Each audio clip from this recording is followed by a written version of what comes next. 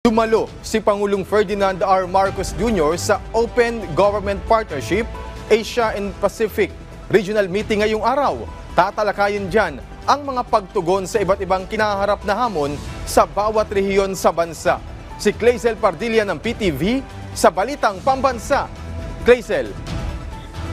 Alan, bukas at tapat na pamamahala. Yan ang direksyon ng administrasyon ni Pangulong Ferdinand R. Marcos Jr. na kanyang binigyan diin sa Open Government Partnership o OGP Asia and Pacific Regional Meeting ngayong araw.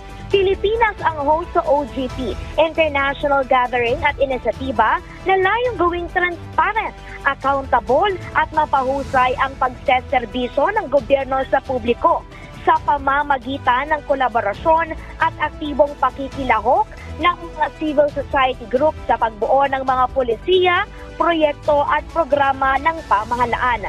Sa ilalim ng Bagong Pilipinas, ibigay ng punong ehekutibo ang mga hakbang ng pamahalaan na sumasalamin sa open government.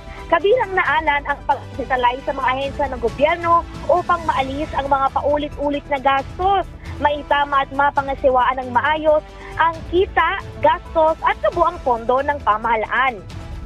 Isinabatas din ang bagong Government Procurement Act na nagre-require na ispubliko ang paglalabas ng impormasyon sa mga binibiling produkto o serbisyo ng gobyerno para maiwasan ang korupsyon. Lahat ng ito ay naayon sa direksyon ng Bagong Pilipinas na isulong ang bukas at responsableng pamamahala. Sa bisa na rin ang Executive Order No. 31 na inilabas ng Presidente noong 2023 o yung pag-institutionalize ng Philippine Open Government Partnership.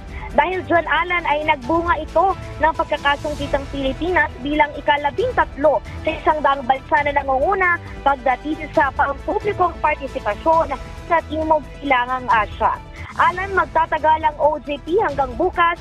Kalahok ang nasa 4,000 kawani ng gobyerno, leader ng mga civil society at policy makers mula sa iba't ibang bahagi ng mundo. Tampok ang mga high-level meetings, breakout sessions at side events na tatalakay sa ekonomiya, pagsupil sa korupsyon at digitalization. Yan na muna ang pinakahuling balita. Balik sa iyo, Alan. Maraming salamat, Clazel Pardilla ng PTV.